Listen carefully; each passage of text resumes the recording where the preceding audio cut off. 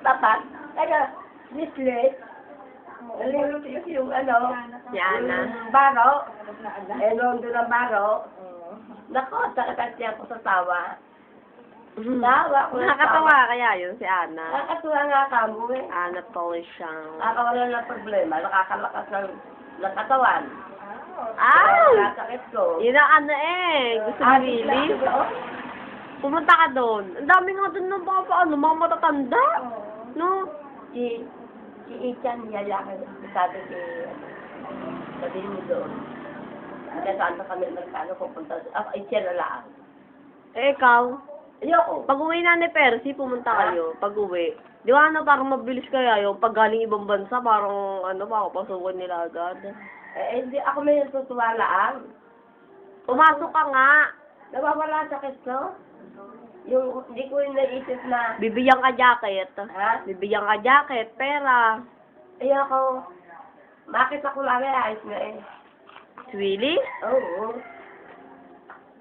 Baka hindi naman yung makita ko, kundi yung di tapos ng lahat ng palaro. Kakanta na ako, papalakpak na ako. Papalakpak na ako. Lola, adik. Nakaw. Bago si Lani nang umuwi, sabi ni Teka, ayun si Lani. Hay! Naku, sinigawan kong maigi.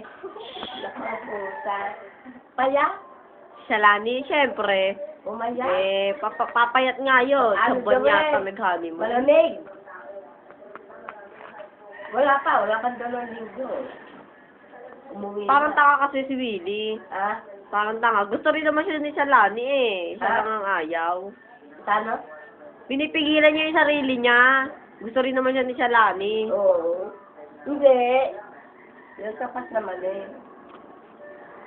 Kung pakakasama siya, papala.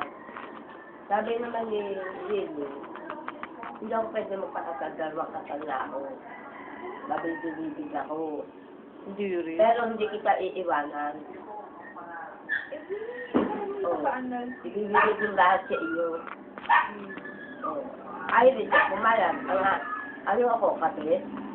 Dalaga ako. Tama rin naman yun. Hindi pa nga. Hindi pa yata pinipirmahan. Ano, pagkatangit naman yung lalaki? Pag ikaw yung nag-sign, ikaw din yung magbabayad, ikaw nagbabayaran mo. Mahal naman.